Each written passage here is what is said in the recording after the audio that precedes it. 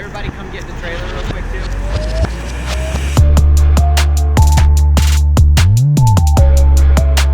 Always a picture here, folks.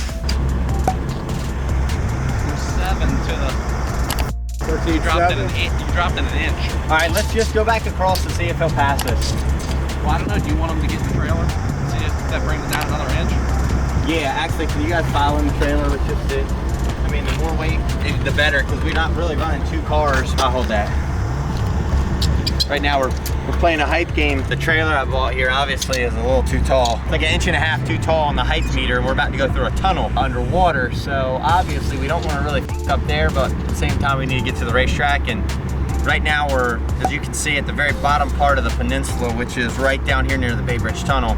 If we have to go and route around the other way, it adds another 500 miles. We'll never make the race. So how about now? Obviously, now you're gonna make it.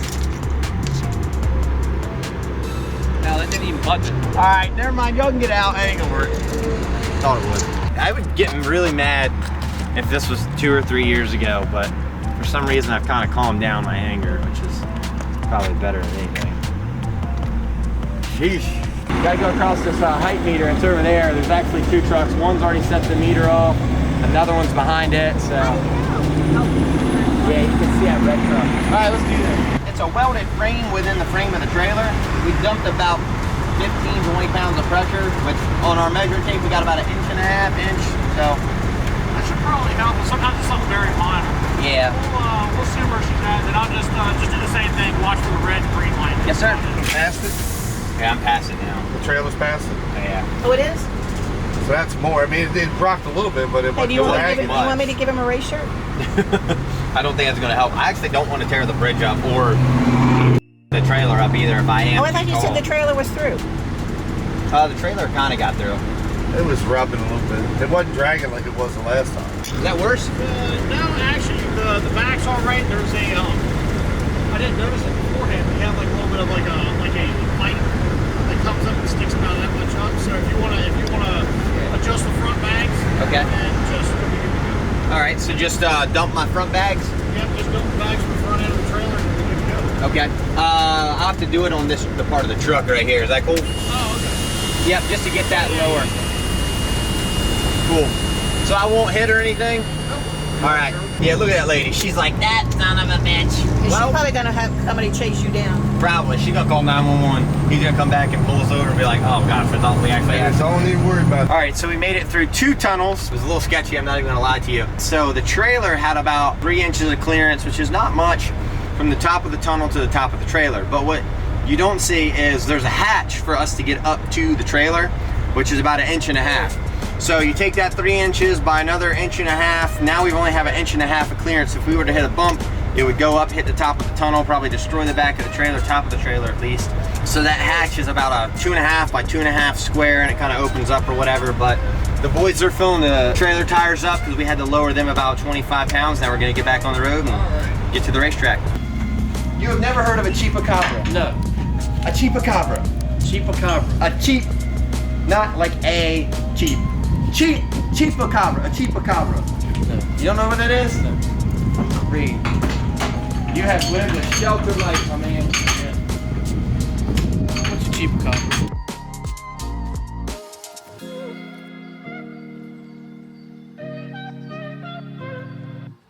They're right there. They See went on where that that little, that round? that right, that Do they attack?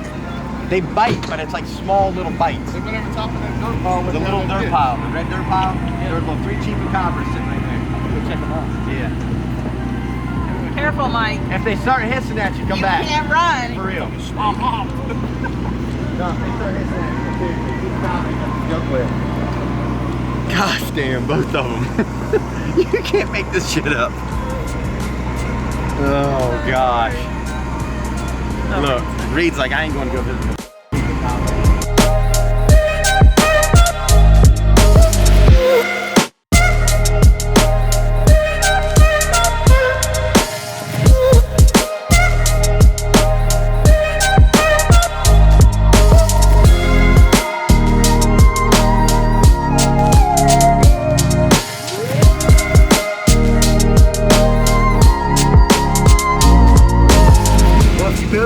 the dirt mound, I can promise you're gonna seen one or two of them. I think it's mating season. I thought I saw two of them over there. What for me? It was. The chupacabra. It's mating season. It's May 14th. It's Maypole Day.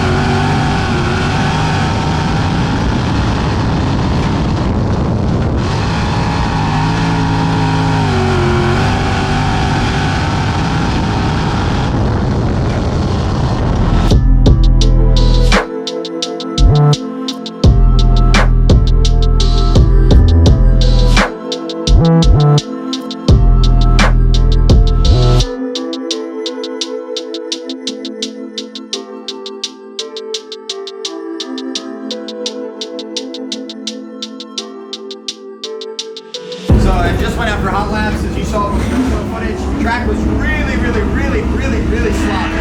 Whenever sprint cars come to town, we usually blow the track off pretty good. When I mean like blow the track off, just gets dry, slick, and dusty. The main thing we have to do tonight is just get a good starting position. I feel like this is going to end up kind of like a one-lane racetrack. I think in the feature where you start is probably going to be around about where you finish. So we either, number one, take a risk in this heat race and try to make it up to the front. There's some guys who are pretty new that I gotta go by at least. Got full faith in the car, so that's half the battle there. So I either gotta really charge and push in this heat race to get a good start position for the feature, or kind of the luck of the draw. I don't know how they're doing the invert for the feature, but I don't know.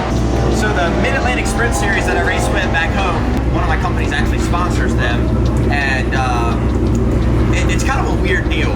So you go out there, you practice, and then you go and you heat race. And wherever if you finish in the top 4, usually you're in the redraw. There's 4 heat races. They invert the top 12.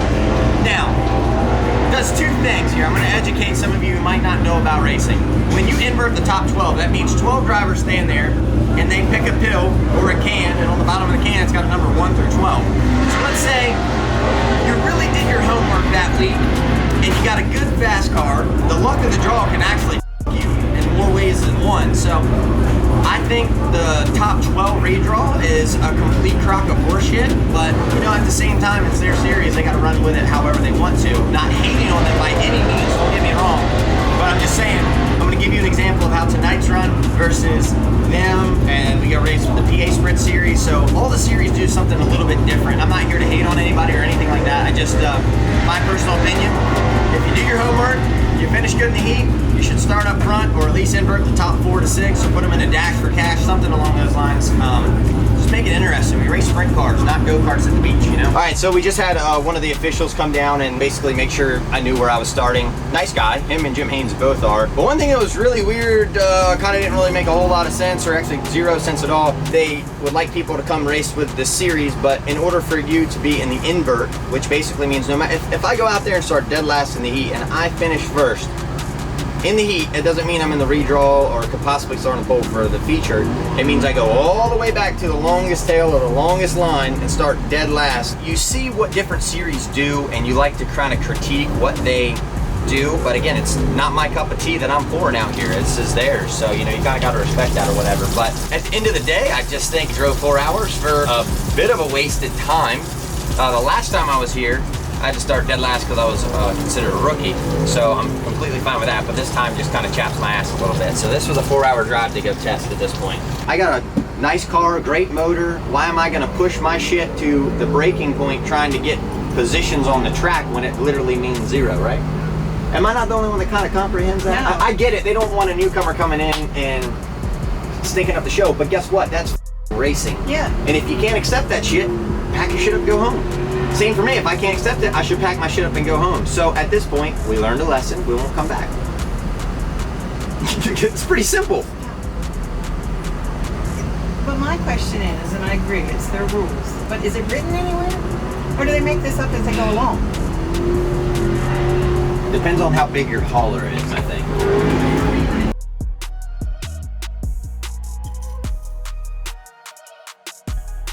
All right, so don't mind the mess around here. We've kind of taken this day in threes, and as Reed just said, this is the icing on the cake here, because first, we get to the Bay Bridge Tunnel. We don't fit, as you all saw in footage. Then I pull in the racetrack, and some guy in a landscape trailer swings out like he had a 93-foot trailer behind him and made me go out further, and I got into the soft stuff, and the front tire kind of just got stuck in some mud. And then this, what do we call this? What do we classify this as? Is it bullshit, horseshit? Fiasco. Fiasco. I like that. Fiasco is a lot more professional. Coming to a green flag time for 77 car.